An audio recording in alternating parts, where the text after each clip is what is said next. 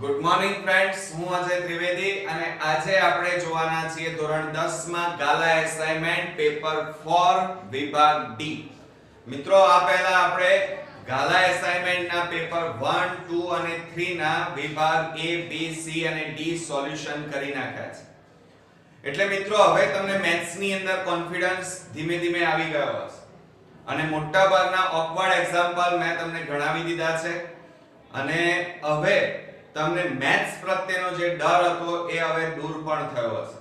તો આજે આપણે જોવાના છીએ વિભાગ ડી. મિત્રો, આ વિભાગ આપણો 20 માર્ક્સ નો રહેશે અને ઈઝીલી આપણે આ વિભાગમાં 20 માર્ક્સ સરળતાથી મેળવી શકીએ એમ છીએ. આ વિભાગમાં કુલ 8 એક્ઝામ્પલ પૂછાશે અને 8 માંથી તમારે 5 એક્ઝામ્પલ ફરજિયાત ગણવાના છે.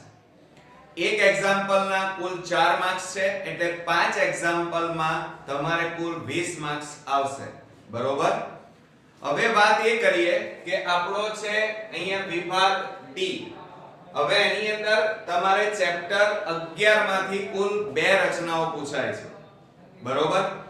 હવે એમાં સ્વાધ્યાય 11.1 માં એક જ રચના આ વખતે કોર્સમાં છે, બાકીની બધી રચનાઓ કટ કરી દેવામાં આવી છે. બરોબર મિત્રો? તો એ રચના તો તમારી ફરજિયાત પૂછાવાની છે, એટલે તમારે ખાસ તૈયાર કરવાની છે. અને સાથે સાથે સ્વાધ્યાય 11.2 માં કેટલીક જ રચનાઓ છે. તો જો અહીંયા આપણે શરૂ કરીએ તો વિભાગ ડી માં પેપર 4 46મા નંબરમાં 7 સેમી લંબાઈનો રેખાખંડ દોરી તેનું 3:5 ગુણોત્તરમાં વિભાજન કરો અને રચનાના મુદ્દા લખો. આ સ્વાધ્યાય 11.1 નો દાખલા નંબર 1 રચના છે અને આ રચના 500% પૂછવાની છે, એટલે તમે આ રચનાની ખાસ પ્રેક્ટિસ કરજો, કારણ કે આ રચના ઓલરેડી મેં ચલાવી દીધી છે. અને સાથે સાથે પ્લેલિસ્ટમાં તમે જશો તો સ્વાધ્યાય 11 માં તમને આ રચના એકદમ ઈઝી મેથડ વાળી મળી જશે અને જોઈ પણ લેજો મિત્રો અને જાતે દોરી પણ લેજો. બરોબર?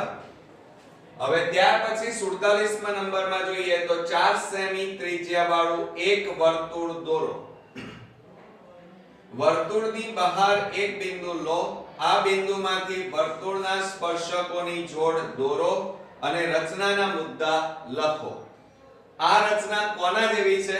તો સ્વાધ્યાય 11.2 માં દાખલા નંબર 1 જેવી છે, સેમ ટુ સેમ. ખાલી અહીંયા તમારે શું બદલાયું છે? 4 સેમી છે.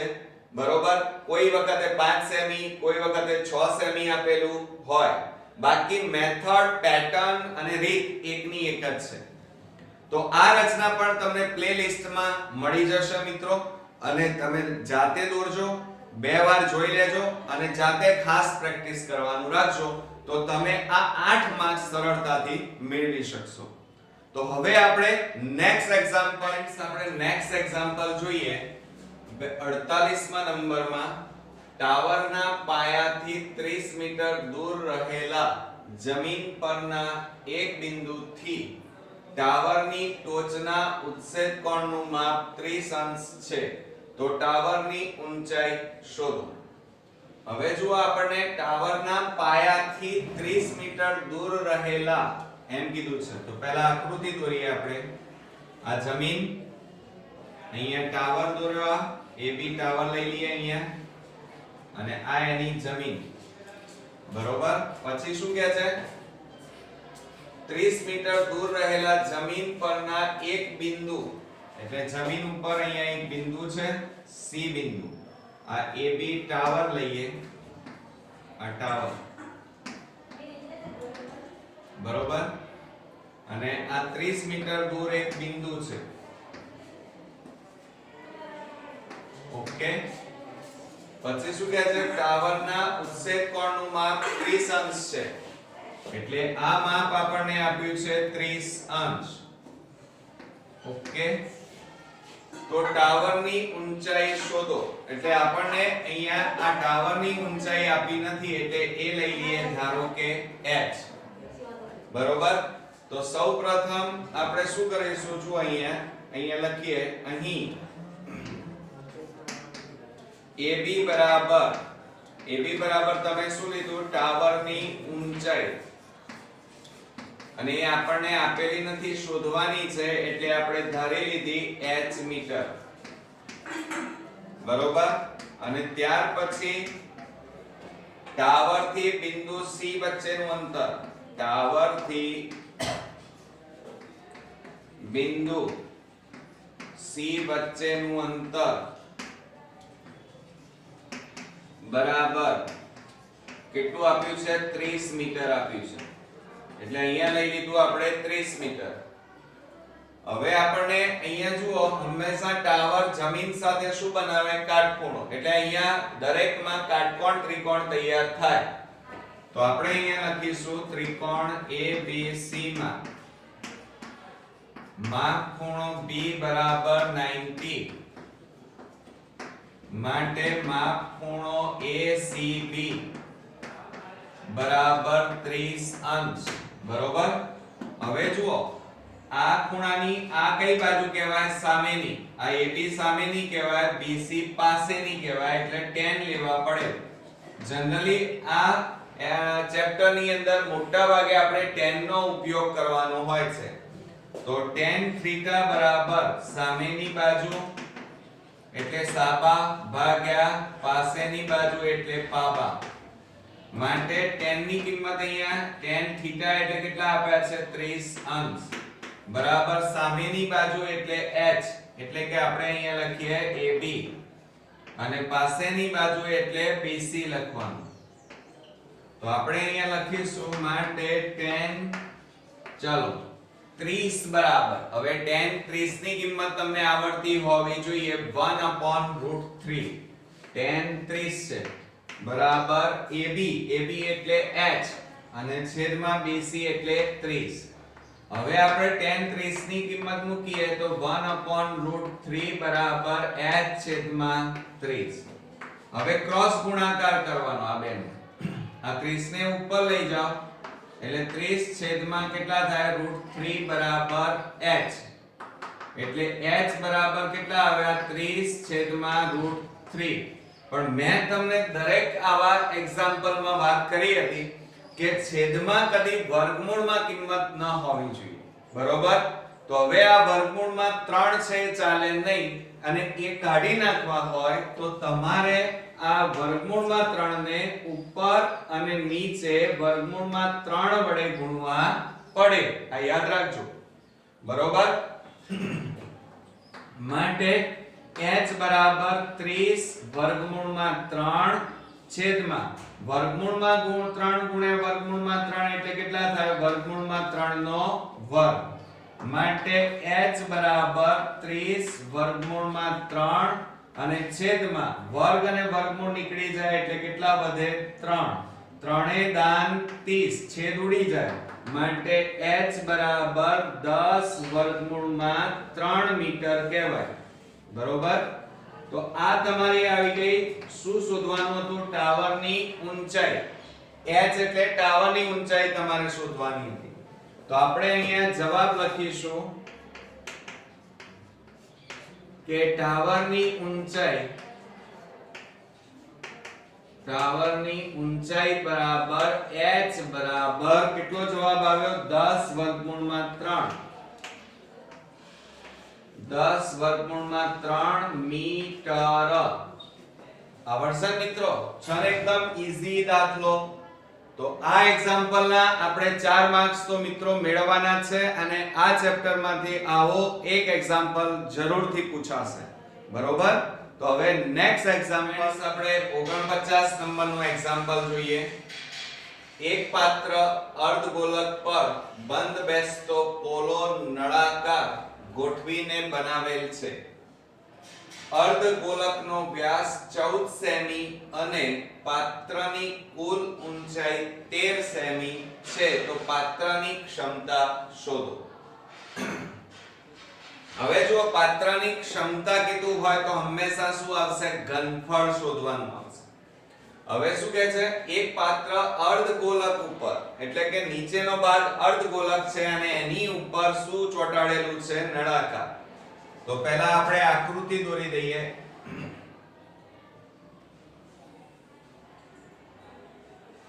આ તમારો આ નળાકાર લઈ લઈએ,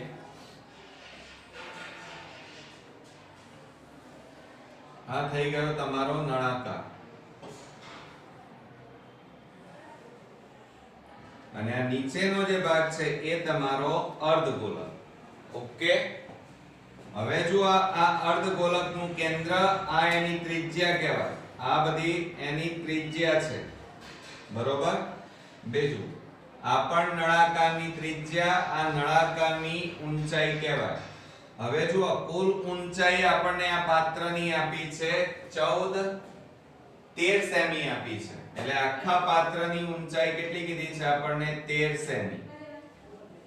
આપણને શું આપ્યું છે? અર્ધગોલકનો વ્યાસ આપેલો છે. શું આપેલું છે? અર્ધગોલકનો વ્યાસ. તો આપણે અહીંયા લખીએ વ્યાસ બરાબર 14 સેમી આપેલા છે. એટલે પહેલા આપણે શું શોધવાની? ત્રિજ્યા. તો ત્રિજ્યા બરાબર વ્યાસ ભાગ્યા 2. તો બરાબર 14 ભાગ્યા 2 કરવાના. તો 2 વડે છેદ ઉડાડી દઈએ તો કેટલા આવશે? 7 સેમી. બરોબર. હવે અહીંયા બરોબર તમે ધ્યાન રાખજો કે આ અર્ધગોલક છે, એમાં એની ત્રિજ્યા કેટલી આવી? 7. આ પણ 7. અર્ધગોલકમાં ક્યારે ઊંચાઈ હોય નહીં, કારણ કે ત્રિજ્યા એ જ અર્ધગોલકની ઊંચાઈ કહેવાય. તો હવે આ નળાકારની ઊંચાઈ કેટલી થાય? તો આ આખા પાત્રની કુલ ઊંચાઈ કેટલી છે? 13. 13 માંથી આટલો ભાગ એટલે કે 7 સેમી બાદ કરો તો 13 માંથી 7 જાય તો એ નળાકારની ઊંચાઈ આપણને મળી જાય. એટલે કેટલી આવશે? 6 સેમી આવે. કેટલી આવે? 6 સેમી. બરોબર. તો હવે આપણે અહીંયા લખી કાઢીએ શું મળ્યું આપણને? નળાકારની ઊંચાઈ બરાબર 13 - 6 = 7 સેમી. બરોબર. હવે આપણે શું કહે છે? જુઓ, પાત્રની ક્ષમતા શોધો. પાત્રની ક્ષમતા એટલે આખું પાત્ર બે વસ્તુથી બનેલું છે. ઉપરના ભાગે નળાકાર અને નીચેના ભાગે અર્ધગોળાકાર. અને ક્ષમતા શબ્દ આવે તો હંમેશા ઘનફળ શોધવાનું. તો અહીંયા આપણે લખી કાઢીએ કે પાત્રની ક્ષમતા બરાબર નળાકારનું ઘનફળ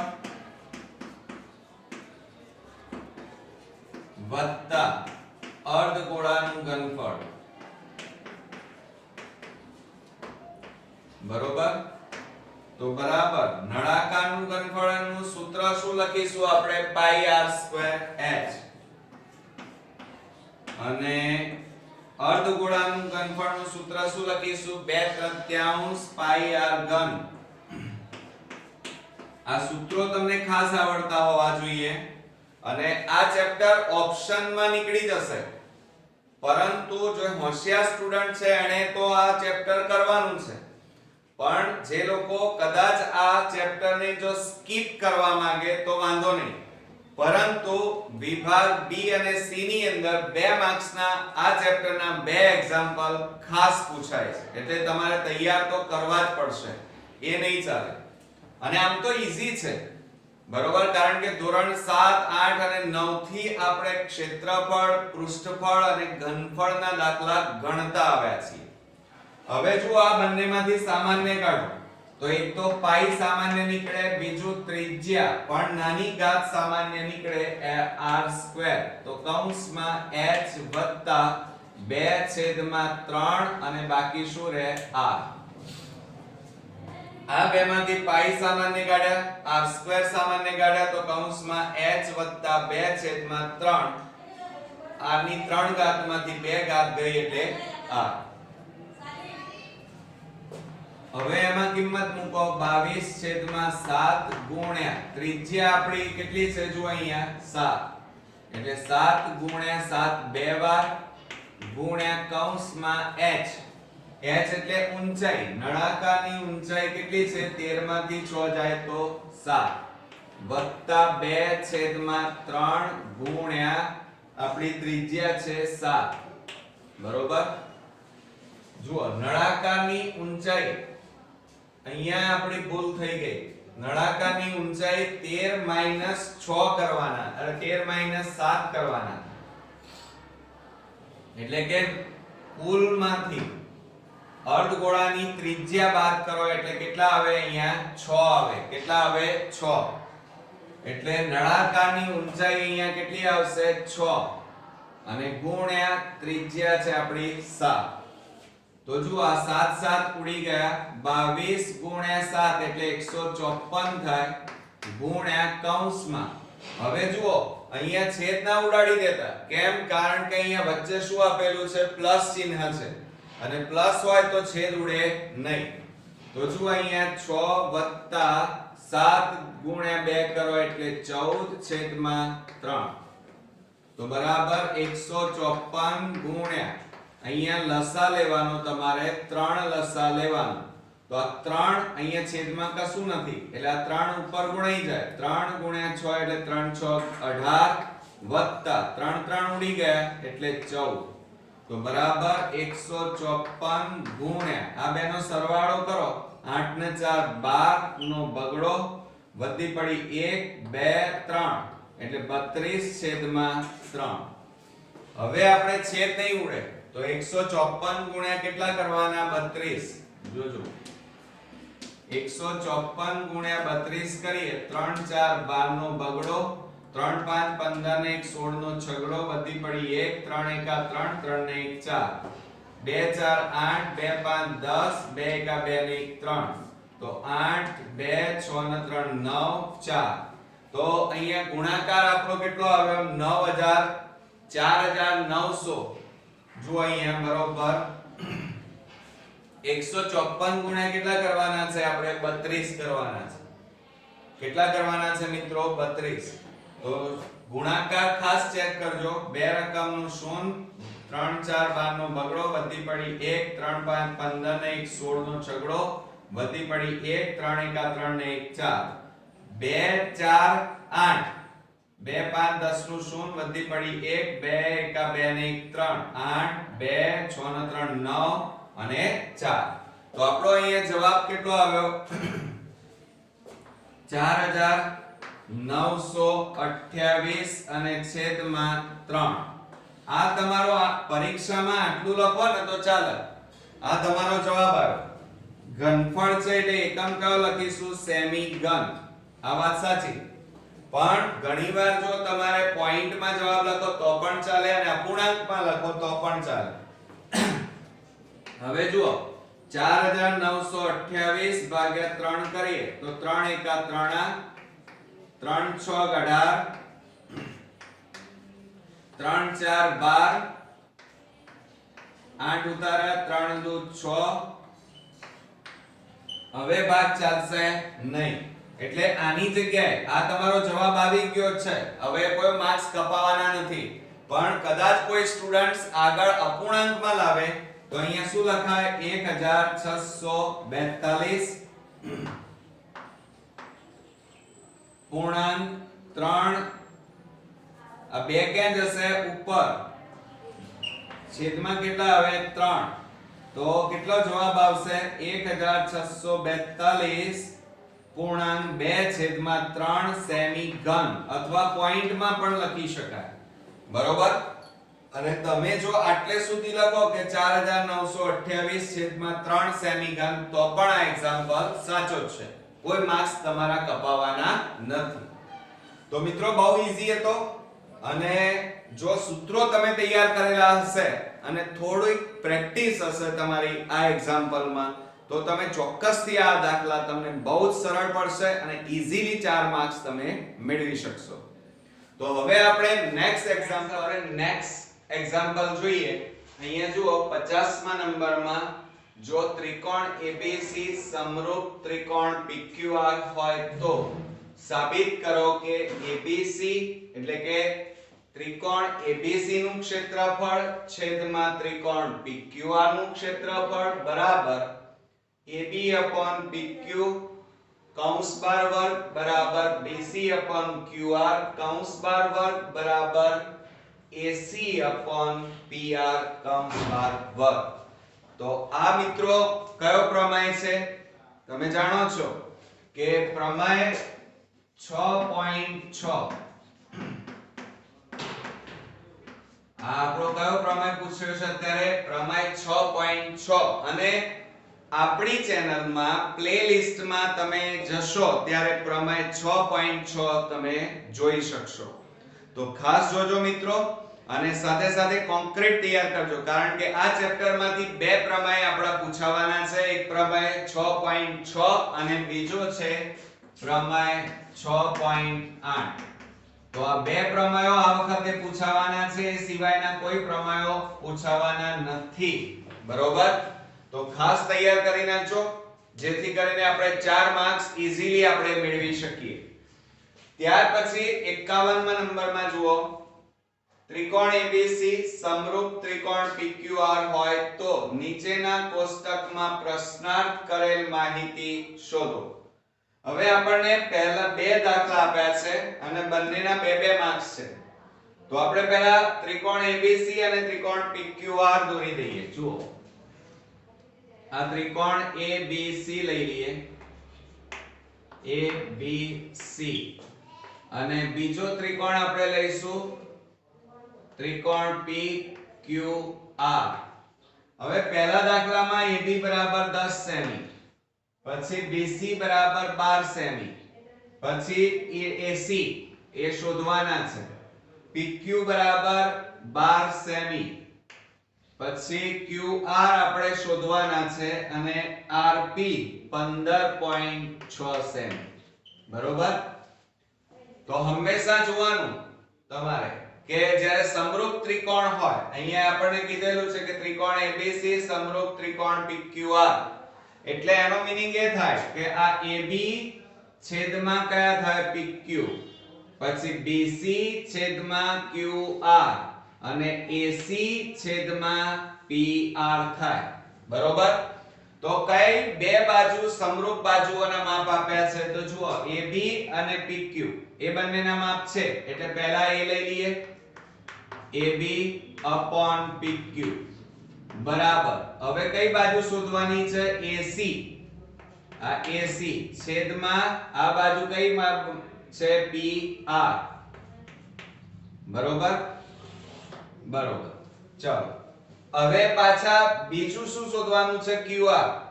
તો આ તો એના જ રાખવાના, AB upon, જોજો, આ AB અને આ PQ બંનેના માપ છે એટલે એ તો કોમન રહેશે બંનેમાં. હવે QR શોધવાના છે તો BC upon QR થાય. આ BC upon QR. ચલો, AB નું માપ કેટલું છે? 10 અને PQ નું માપ આપણી પાસે છે 12 બરાબર. AC આપણે શોધવાના છે અને PR નું માપ છે 15.6.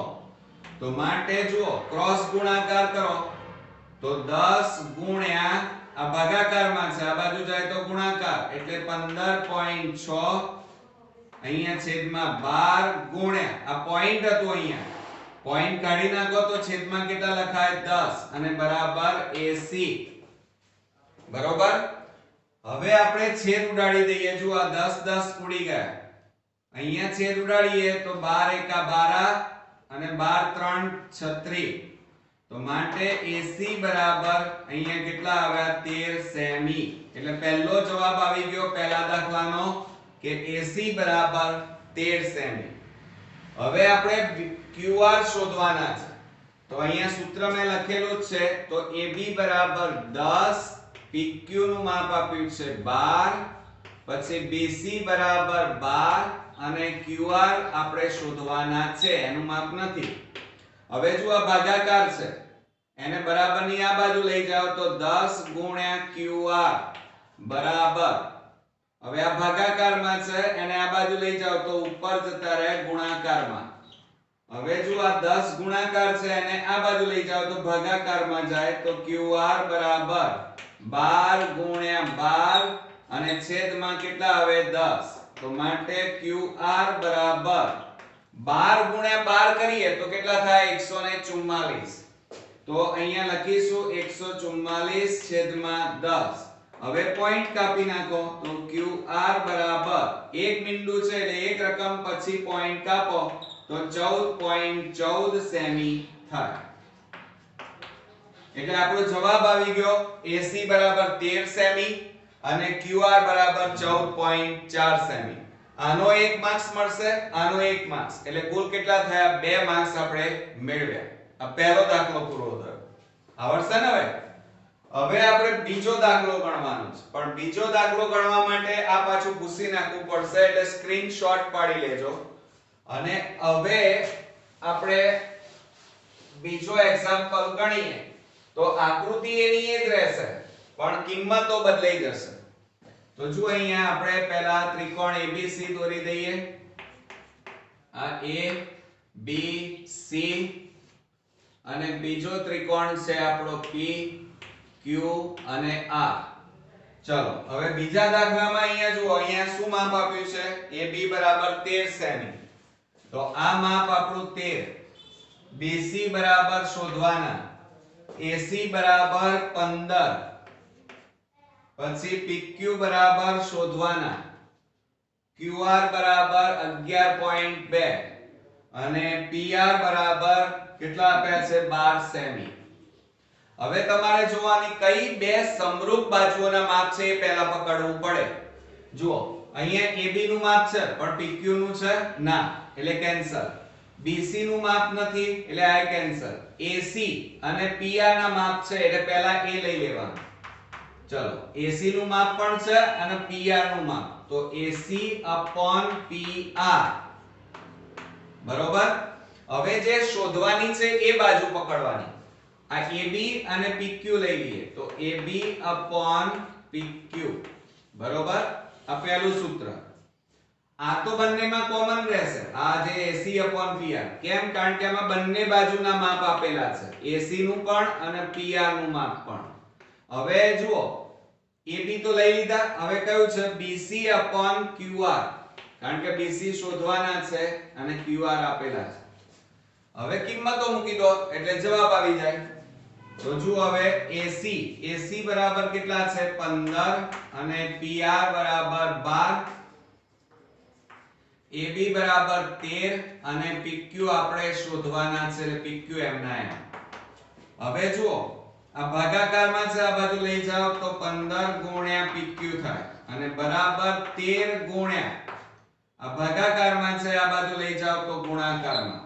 તો માટે 15 ને પેલી બાજુ લઈ જાઓ તો PQ બરાબર 13 ગુણ્યા 12 છેદમાં કેટલા આવશે? 15. ગુણાકારમાં છે, બરાબરની પેલી બાજુ જાય તો ભાગાકારમાં જશે. હવે છેદ ઉડાડી દઈએ તો 3 4 12 અને 3 5 15. માટે PQ બરાબર, ચલો હવે છેદ ઉડતા નથી, 13 4 52 અને છેદમાં કેટલા આવ્યા? 5. માટે PQ બરાબર, હવે આપણે ભાગાકાર કરવો પડશે કે 52 ને આપણે કેટલા વડે ભાગીશું? 5 વડે. 52 ને 5 વડે ભાગીએ, 5 એકા 5 0 2 ઉતાર્યો, ભાગ ના ચાલે, 0.00 નીચે ઉતાર્યું, 5 4 20. તો જવાબ કેટલો આવ્યો? 10.4. ચાલો તો 10.4 સેમી આવ્યા. બરોબર. હવે આપણે પેલી બાજુ શોધીએ કે AC. હવે આકૃતિમાં જુઓ AC બરાબર 15, PR બરાબર 12 અને BC બરાબર શોધવાના છે અને QR બરાબર 11.2. હવે જુઓ શું થશે? આ ભાગાકારમાં છે, આ બાજુ લઈ જાઓ તો ગુણાકાર, તો 15 ગુણ્યા 112 છેદમાં 12 ગુણ્યા આ પોઈન્ટ કાઢી નાખો તો છેદમાં કેટલા લખાય? 10 બરાબર BC. બરોબર. હવે આપણે છેદ ઉડાડી દઈએ. 5 3 15, 5 2 10. અહીંયા છેદ ઉડાડો, 2 5 10 અને 2 6 12. હવે હજી છેદ ઉડાડીએ તો જુઓ 3 4 12 અને 14 4 56 આવે, એટલે માટે BC બરાબર કેટલા વધ્યા? 14 વધ્યા. એટલે આપણો જવાબ આવ્યો અહીંયા BC બરાબર 14 સેમી. બરોબર. આવડી ગયો ને?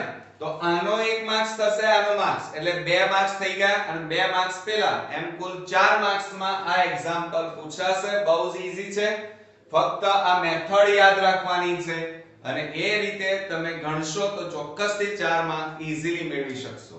બરોબર? તો હવે આપણે નેક્સ્ટ એક્ઝામ્પલ તરફ, ફ્રેન્ડ્સ આપણે નેક્સ્ટ એક્ઝામ્પલ જોઈએ અને એ છે 52મા નંબરનો અને આંકડાશાસ્ત્રના આ એક્ઝામ્પલ પૂછાશે મિત્રો 4 માર્ક્સ માં. જો આજે આપણે જે એક્ઝામ્પલ જોવાના છીએ થોડોક ઇમ્પોર્ટન્ટ એટલા માટે બની જાય છે કારણ કે એમાં x અને y ના મૂલ્યો શોધો એમ કીધું છે. એટલે કે આપેલ આવૃત્તિ વિતરણનો મધ્યસ્થ 28.5 હોય તો x અને y ના મૂલ્યો શોધો. હવે આવો એક પણ એક્ઝામ્પલ આપણે ગણ્યો નથી. બરોબર? અને આ થોડોક નવો છે, આમ ઈઝી છે તો થોડુંક ધ્યાન રાખજો મિત્રો. અને સાથે સાથે આપણને અહીંયા જુઓ તમને કોઠાની અંદર વર્ગ આપેલા છે અને કુલ આપેલું છે. આવૃત્તિ f બરાબર એ પણ તમને આપેલી હશે. હવે વાત એ કરીએ કે x અને y ના મૂલ્યો આપણે શોધવાના છે, પણ આપણને અહીંયા જુઓ શું આપેલું છે, મધ્યસ્થ આપેલો છે 28.5. હવે જુઓ જ્યારે મધ્યસ્થ આપેલો હોય ત્યારે હંમેશા 3 ખાના વાળો કોઠો આપણે દોરવાનો હોય છે અને મધ્યકમાં 5 ખાના વાળા કોઠો દોરાય છે. બહુલકમાં આપણે દોરી ન શકીએ. બરોબર? એમાં ડાયરેક્ટ સૂત્રની મદદથી આપણે જવાબ લાવવાનો હોય છે. તો હવે જો અહીંયા આપણને f નું ખાનું આપ્યું છે આવૃત્તિનું અને એમાં આપણને આવૃત્તિઓ બધી આપેલી છે. એનો પહેલા સરવાળો કરવો પડે. જુઓ 5 5 ને 20 25 25 ને 15 40 40 ને 5 45. બરોબર? એટલે n બરાબર એકલા 45 નથી, 45 વત્તા જુઓ બીજું શું આવ્યું છે અહીંયા x અને બીજું શું આવ્યું y, એટલે x વત્તા y અને જુઓ બરાબર અહીંયા n બરાબર તમને કોઠામાં રકમમાં આપેલું છે. કુલ કિંમત કેટલી આપી છે? 60. કેટલી આપી છે? 60. બરોબર?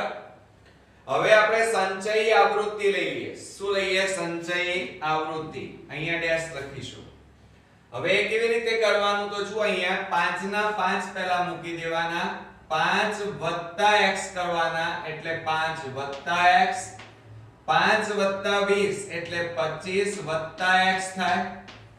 બરોબર? 25 વત્તા 15 એટલે કેટલા થાય? 40 વત્તા x, 40 વત્તા x અને y ઉમેરો એટલે 40 વત્તા x વત્તા y. 40 માં 5 ઉમેરો તો કેટલા થાય? 45 વત્તા x વત્તા y. હવે તમારો જવાબ સાચો છે કે ખોટો? તો જુઓ આ બંને અહીંયા જોવાનું. જોયા તમે બંનેના જવાબ કેવા આવ્યા? સરખા. તો સમજી લેવાનું કે તમે સાચા છો. બરોબર?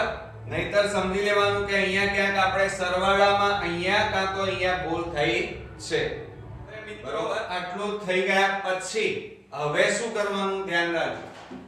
હવે આપણે મધ્યસ્થના સૂત્રની અંદર જે તમારે જરૂર હોય એ બધી જ કિંમતો તમારે લખવાની.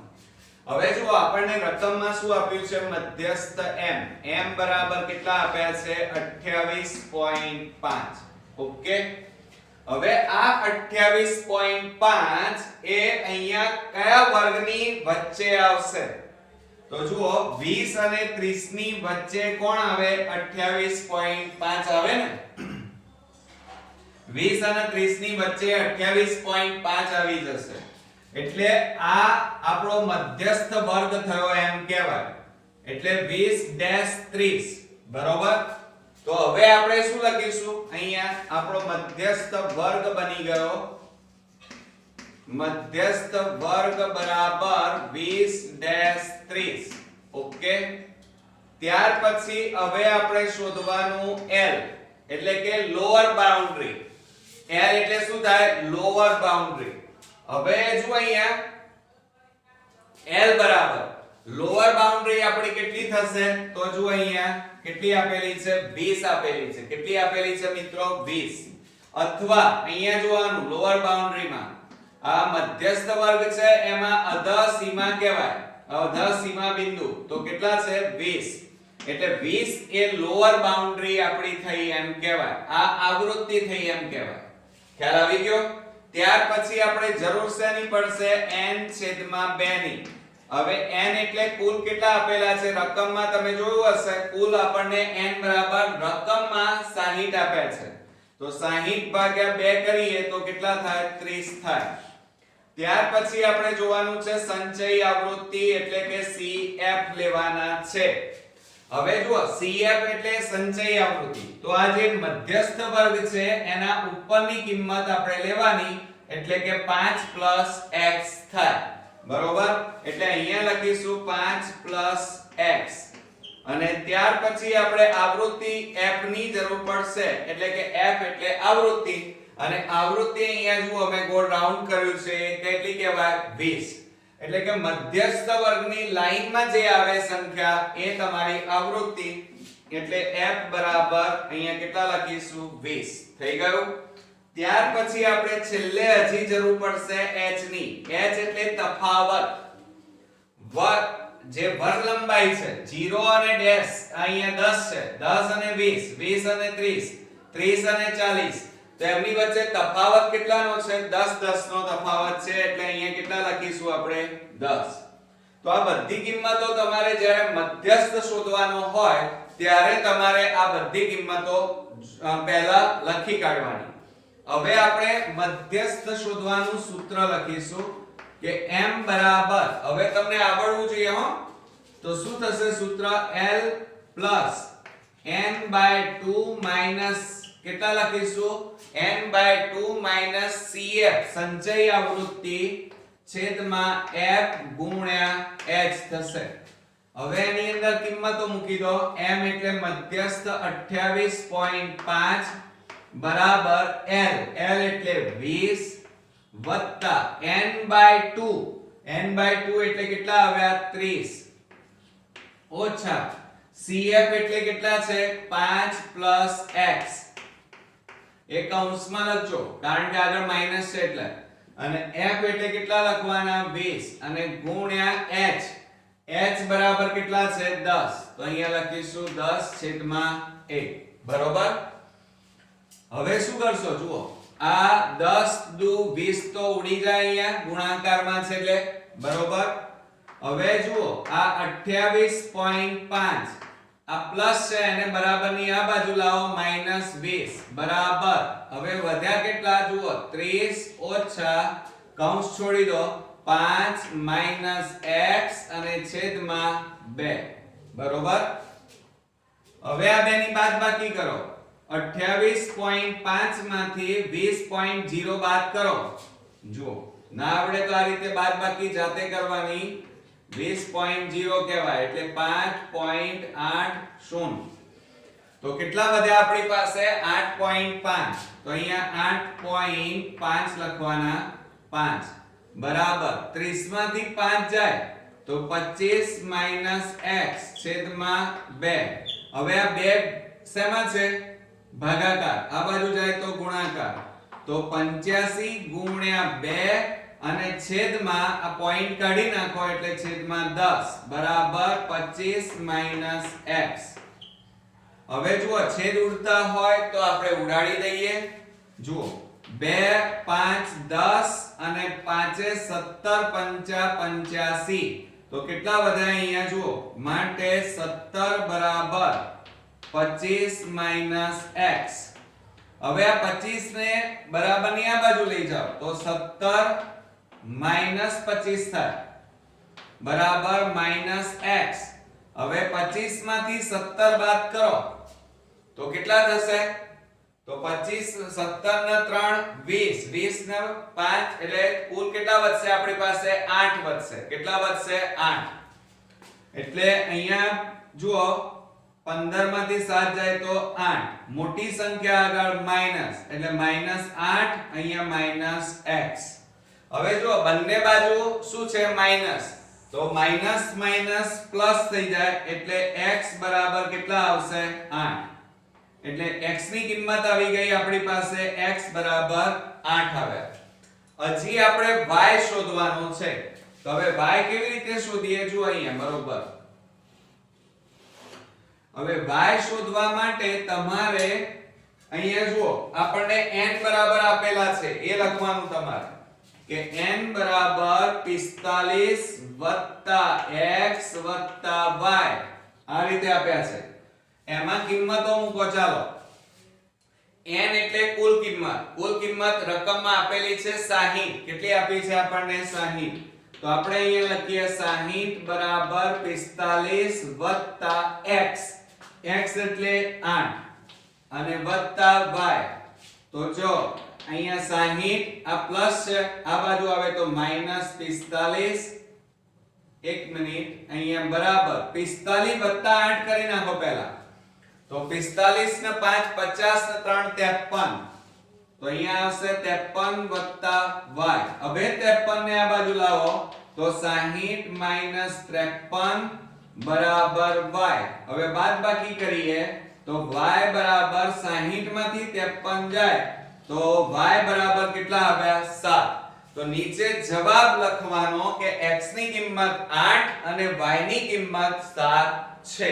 બરોબર છે ને? એકદમ ઈઝી. ખાલી ગણતરીમાં તમારે ધ્યાન રાખવાનું છે, સાથે સાથે મધ્યસ્થનું સૂત્ર પણ તૈયાર કરવાનું છે અને ગણતરી કરતા પહેલા તમારે એમાં જરૂર હોય એ બધી જ વસ્તુઓ પહેલા શોધી અને લખવાની અને પછી સૂત્રની મદદથી ગણતરી કરીને જવાબ લાવવાનો છે. તો આ સૂત્ર તમારા માટે ખૂબ ઇમ્પોર્ટન્સ બની જાય છે. એટલે સૂત્ર તમને ખાસ આવડતું હોવું જોઈએ, નહીતર તમારા માર્ક્સ કપાઈ જશે અને તમને આવડશે નહીં મિત્રો. બરોબર? તો હવે આ વિભાગનો અને આ પેપરનો લાસ્ટ એક્ઝામ્પલ જોવા જઈ રહ્યા છીએ. તો તૈયાર થઈ આપણે આ પેપરનો લાસ્ટ એક્ઝામ્પલ જોઈએ. 53મા નંબરમાં એમ કીધું છે કે નીચે આપેલ 165 અવલોકનો, આપણને કેટલા આપ્યા છે 165 અવલોકનો ધરાવતા આવૃત્તિ વિતરણનો બહુલક 34.5 છે. જો આપણને અહીંયા બહુલક આપ્યા છે તો ખૂટતી આવૃત્તિ A અને B શોધો. બોર્ડમાં તમારે ખૂટતી આવૃત્તિનો એક એક્ઝામ્પલ આંકડા શાસ્ત્રમાંથી ફરજિયાત પૂછાશે, એટલે જરા ધ્યાન આપજો.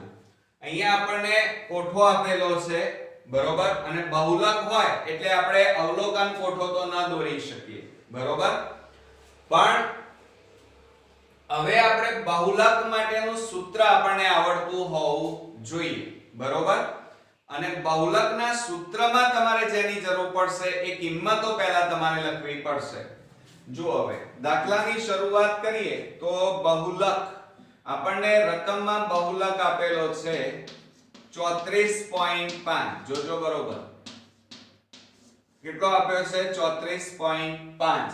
હવે આ 34.5 કોની વચ્ચે આવશે, કયા વર્ગની વચ્ચે આવશે? તો જુઓ 32 અને 41 આ બંનેની વચ્ચે 34.5 આવે. તો અહીંયા લખીએ આપણે કે બહુલકીય વર્ગ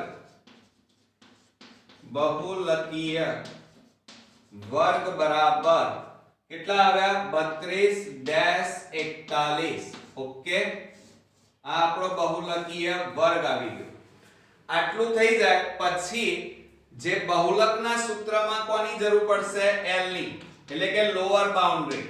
તો અહીંયા જુઓ આ વર્ગમાં નાની આવૃત્તિ કેટલી છે 32 બરોબર, અધસીમા બિંદુ. ત્યાર પછી L પછી આપણે જરૂર શેની પડશે F1. હવે F1 એટલે આવૃત્તિ. તો અહીંયા જે આવૃત્તિ આપણે લીધી 32-41 બહુલકીય વર્ગ, તો એની નીચે કઈ છે 53. તો આ તમારી આવૃત્તિ થઈ F1. તો અહીંયા આપણે લખીશું 53. ત્યાર પછી F1 પછી આપણે જરૂર શેની પડશે F0 ની. તો અહીંયા લખીશું F0 બરાબર આ જે આવૃત્તિ 53 છે એની આગળના વર્ગની આવૃત્તિ એટલે કેટલી થાય A. ત્યાર પછી આપણને જરૂર પડશે F2 બરાબર જે બહુલકીય વર્ગ છે, આ બહુલકીય વર્ગમાં આવૃત્તિ છે, આવૃત્તિની પાછળના વર્ગની આવૃત્તિ એટલે કેટલી થાય b, એટલે અહીંયા લખીશું b. એટલે તમારે અહીંયા ખાસ ધ્યાન રાખવાનું, જ્યારે પરીક્ષામાં આ દાખલો ગણતા હોય ત્યારે આને શું કહેવાય 53 ને f1, પછી a ને શું કહેવાય તો આપણે જાણીએ છીએ f0 અને આને શું કહેવાય f2. ઓકે, આટલી વસ્તુ તમારે ધ્યાનમાં રાખવાની. અને ત્યાર પછી આપણને જરૂર પડશે h ની. h એટલે તફાવત, વર્ગ લંબાઈ કહેવાય એને. તો 5 અને 14 એ બંને વચ્ચે તફાવત કેટલાનો છે? તો જુઓ 5 માં 9 ઉમેરો તો 14, 14 માં 9 ઉમેરો 23, 23 માં 9 ઉમેરો 32, એટલે 9 9 નો તફાવત છે. એટલે આપણી પાસે અહીંયા કેટલા આવશે? h બરાબર 9 આવી જાય. બરોબર. હવે આપણે સૂત્ર લખી કાઢીએ. બહુલક z બરાબર, ચાલો સૂત્ર તમને ખાસ આવડતું હોવું જોઈએ કે l પ્લસ, ધ્યાન રાખજો બરોબર, l plus f1 minus f0. શું લખીશું? f1 માઈનસ f0 છેદમાં 2f1 માઈનસ, ધ્યાન રાખજો બરોબર, સૂત્રમાં સૂત્ર નહીં આવડે ત્યાં સુધી દાખલા નથી આવડવાના, એને ગુણ્યા h. આ આપણું બહુલકનું સૂત્ર થયું. સાથે સાથે જ્યારે તમે a અને b શોધતા હોય ત્યારે જે આવૃત્તિ છે એનો સરવાળો કરી નાખવાનો. શું કરવાનો? તમારે સરવાળો. બરોબર. તો આપણે અહીંયા લખી કાઢીએ કે n બરાબર, જોજો હા બરોબર, n બરાબર, હવે 5 ના 11 કેટલા થાય? 16, 16 વત્તા 53, 53 ના 16 કેટલા થાય? 9 69, 69 માં 16 ઉમેરો તો 9 ના 6 15, 85, 85 માં 10 ઉમેરો કેટલા થાય? 95 વત્તા a વત્તા b. કેમ? કારણ કે a અને b પણ છે એટલે a વત્તા b. હવે n બરાબર તમને આપેલા છે, જુઓ કેટલા અવલોકનો કુલ આપેલા છે? 165. એટલે n ની જગ્યાએ તમારે શું મૂકી દેવાનું? પહેલા 165 બરાબર 95 વત્તા a વત્તા b. જોજો હા. હવે 95 ને બરાબર ની આ બાજુ લાવો તો 65 માઈનસ 95 બરાબર a પ્લસ b. માટે a પ્લસ b બરાબર, બાદબાકી કરો, 5 માંથી 5 જાય તો 0, 16 માંથી 9 જાય તો 7, એટલે a પ્લસ b બરાબર કેટલા આવ્યા? 70. આ યાદ રાખજો. આટલું તમારે પહેલા મેળવી લેવાનું. હવે આ સૂત્રમાં આપણે કિંમતો મૂકતા જઈએ તો z બરાબર 34.5 બરાબર l બરાબર 32. જોજો હા, આમાં ચોકસાઈ બહુ રાખવી પડશે આ એક્ઝામ્પલમાં. જો સહેજ ભૂલ થઈ ગઈ તો આખી દાખલાની બધી જ મહેનત તમારી પાણીમાં જશે. હવે f1 એટલે 53 માઈનસ f0 એટલે a છેદમાં 2 કૌંસમાં f1 એટલે 53 માઈનસ f0 એટલે a અને f2 એટલે b ગુણ્યા h એટલે 9. બરોબર. હવે જોજો આ પ્લસ 32 છે એને બરાબરની આ બાજુ લાવી દઈએ તો 34.5 માઈનસ 32 બરાબર 53 માઈનસ a છેદમાં આ બેનો ગુણાકાર કરો, 2 તારી 6, 2 5 10, 106 માઈનસ a માઈનસ b ગુણ્યા 9. હવે આ બેની બાદબાકી કરો તો કેટલા વધશે આપણી પાસે? 2.5. 34.5 માંથી 32.0 બાદ કરો તો 2.5 વધે. હવે જુઓ આ 53 માઈનસ a પણ આ 9 ગુણાકારમાં છે એટલે 9 આગળ લઈ લઈએ ગુણાકારમાં, 53 માઈનસ a કૌંસ પૂરો છેદમાં 106 માઈનસ a માઈનસ b. હવે જો આ ભાગાકારમાં છે, આ બાજુ જાય તો ગુણાકારમાં જાય, તો માટે 2.5 કૌંસમાં 106 માઈનસ a માઈનસ b બરાબર હવે જો આ બેનો ગુણાકાર કરો 9 3 27 નો સાતડો વધી પડી 2 9 5 45 ને 2 47 એટલે 477 9a બરોબર. હવે આ બંનેનો ગુણાકાર કરો. આ 2.5 નો આ a b ત્રણેય સાથે ગુણાકાર કરવાનો.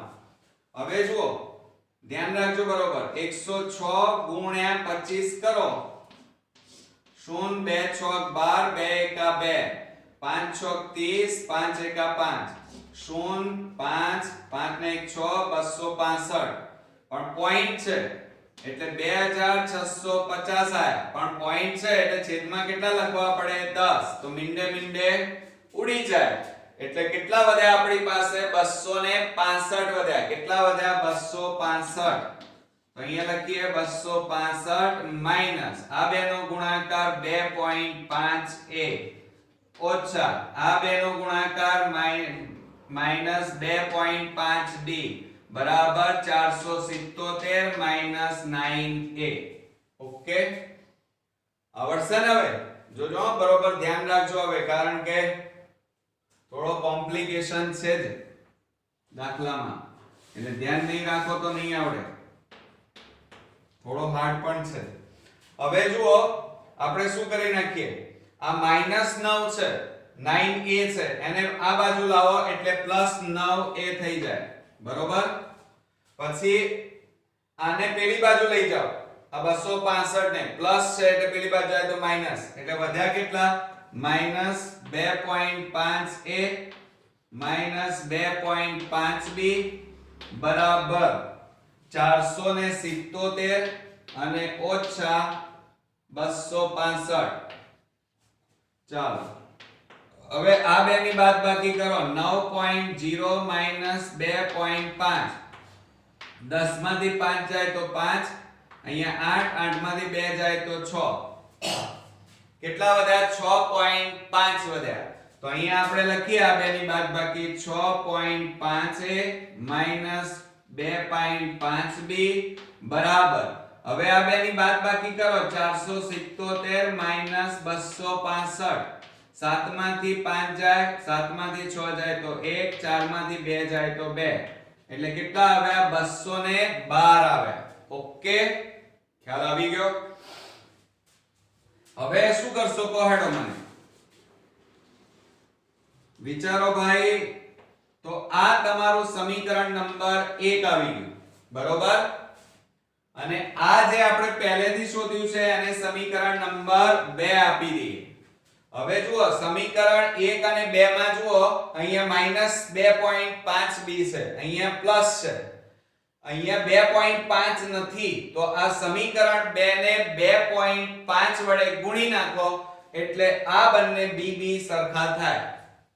તો આપણે અહીંયા લખીશું કે સમીકરણ 2 ને 2.5 વડે ગુણી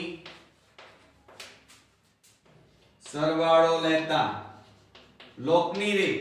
હવે લોકની રીત ચાલુ થઈ પાછી આમાં ખ્યાલ આવ્યો? હવે જુઓ આ એમ ના એમ લખી કાઢીએ સમીકરણ 1 જુઓ 6.5a -2.5b બરાબર 212 અને આને 2.5 વડે ગુણવાના છે. સમીકરણ 2 ને 2.5 વડે ગુણતા તો આને પણ 2.5a જોજો વત્તા b ને પણ ગુણો તો 2.5b અને 70 જોજો હવે આપણે 70 ને ગુણવા પડશે 70 ગુણ્યા 2.5 એટલે 25/10 મીંડે મીંડે ઉડી ગયા 25 સત્તા કેટલા થાય 175 થાય. કેટલા થશે મિત્રો 175. ચાલો હવે આપણે એમનો સરવાળો લઈ લઈએ. તો જુઓ આ માઈનસ છે આ પ્લસ અને બંને સરખા છે એટલે ઉડી જાય આ બંને.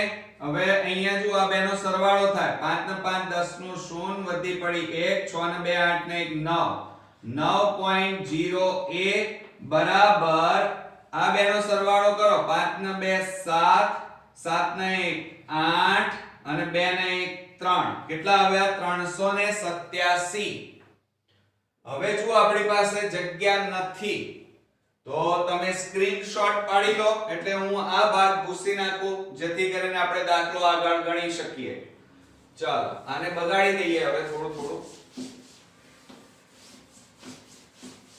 જો હવે શું કરશું, આપણી પાસે શું આપેલું છે 9.0 એટલે 9 કહેવાય. તો અહીંયા લખીએ આપણે 9a બરાબર કેટલા છે 387. હવે 9 ગુણાકારમાં છે, બરાબરની પેલી બાજુ લઈ જાઓ તો a બરાબર 387 છેદમાં 9. હવે છેદ ઉડાડો, 9 4 36 અને 9 3 27. તો a બરાબર કેટલા આવ્યા મિત્રો 43. કેટલા આવ્યા આપણી પાસે a ની કિંમત આવી ગઈ, a ની કિંમત 43. ઓકે. હવે આ જે 43 આવ્યા, હજી b નથી આપણી પાસે, તો આ a ની કિંમત તમારે સમીકરણ 2 માં મૂકવાની. શેમાં મૂકવાની? સમીકરણ 2 માં મૂકી દો. તો આપણે અહીંયા લખીએ કે a બરાબર 43 ને સમીકરણ 2 માં મૂકતા, ચલો સમીકરણ 2 લખીએ તો a + b બરાબર 70 માટે a એટલે કેટલા છે 43 પ્લસ b બરાબર 70. હવે આ 43 ને પેલી બાજુ લઈ જાઓ તો માટે b બરાબર 70 માઈનસ 43 માટે b બરાબર, હવે જુઓ 10 માંથી 3 જાય તો 7, અહીંયા 6 રહ્યા, 6 માંથી 4 જાય તો 2, એટલે b બરાબર આપણો જવાબ અહીંયા આવી ગયો. કેટલો આવ્યો 27. તો હવે નીચે જવાબ કરીને લખવાનો કે a ની કિંમત 43 અને b ની કિંમત 27 છે. બરોબર? આવડશે ને મિત્રો? તો આ હતો આપણો લાસ્ટ એક્ઝામ્પલ. આ પેપરનો થોડો હાર્ડ હતો અને લેન્ધી પણ હતો, સાથે સાથે ઓકવર્ડ પણ હતો. એટલે મારી દ્રષ્ટિએ જો આમાં સહેજ ભૂલ થઈ જાય તો તમારી બધી મહેનત પાણીમાં જશે બોર્ડમાં, અને સાથે સાથે તમારો ટાઈમ પણ બગડશે. એટલે મારી દ્રષ્ટિએ હું તમને એક એડવાઇસ આપું છું, જરા ધ્યાન રાખજો. હોશિયાર સ્ટુડન્ટ અને જે વિદ્યાર્થીઓને ખરેખર પાસ થવાનું છે એમના માટે આ વિભાગ ખૂબ જ ઇમ્પોર્ટન્ટ છે. એટલે કે વિભાગ ડી માં 20 માર્ક ઈઝીલી મેળવી શકાય.